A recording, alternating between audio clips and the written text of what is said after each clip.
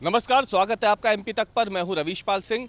मध्य प्रदेश में जनजातीय महोत्सव 15 नवंबर को मनाया जाना है। भोपाल में प्रधानमंत्री नरेंद्र मोदी इस दिन मौजूद होंगे और आदिवासियों के लिए कई घोषणाओं का वो ऐलान करने जा रहे हैं। लेकिन आपको आज हम बताएंगे कि आखिरकार क्यों 2023 के विधानसभा चुनाव से पहले आदिवासी वोट बैंक पर दोनों ही राजनीतिक पार्टियों की नजर है।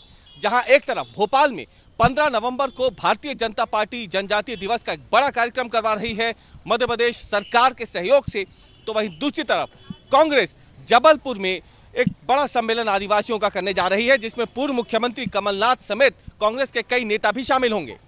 लेकिन 2023 विधानसभा चुनाव के पहले क्यों आखिरकार आदिवासी वोट बैंक पर दोनों ही राजनीतिक दलों की नजरें हैं, हम अगर आपको उसके पीछे 2013 और 2018 विधानसभा चुनाव का तुलनात्मक विश्लेषण बताए तो आपको एक सही तस्वीर सामने दिखेगी। दरअसल 2018 विधानसभा चुनाव में भारतीय जनता पार्टी को हार का मुंह देखना पड़ा था।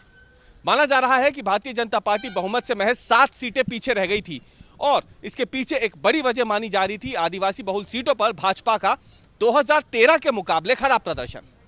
2013 में भारतीय जनता पार्टी को जो आदिवासियों के लिए सीटें हैं, जहां पर आदिवासी हार और जीत तय करते हैं, उनमें करीब 84 ऐसी सीटें पूरे मध्य प्रदेश में आती हैं।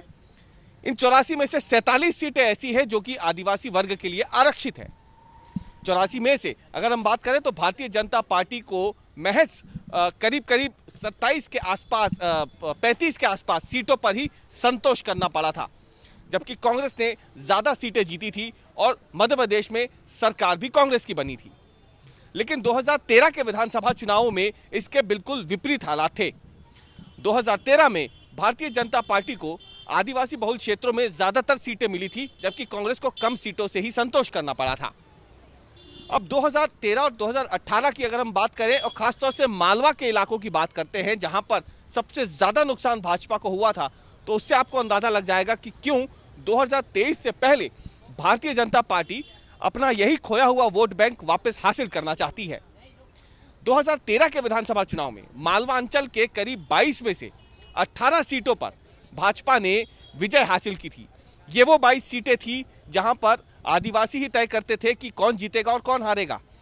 4 सीटें कांग्रेस को मिली थी 2013 में इन 22 आदिवासी सीटों में से।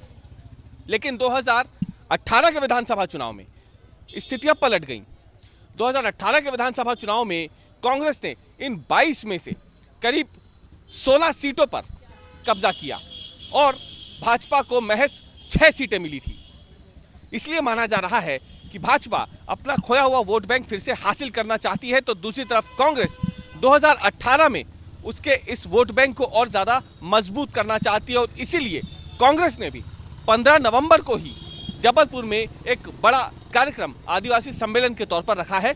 पूर्व मुख्यमंत्री कमलनाथ इसमें शामिल होंगे, कई आदिवासी विधायक कांग्रेस के इस कार्यक्रम में शामिल रहेंगे, कांग्रेस के नेता भी रहेंगे और आदिवासी वर्ग के तमाम लोग जो हैं वो जबलपुर में जुटेंगे। हालांकि कांग्रेस का कहना है कि वो ये कार्यक्रम हर साल करती है, लेकिन भारतीय जनता पार्टी सत्ता का दुरुपयोग कर जानबूझ करके करोड़ों रुपए की लागत से इतना बड़ा कार्यक्रम करने जा रही है।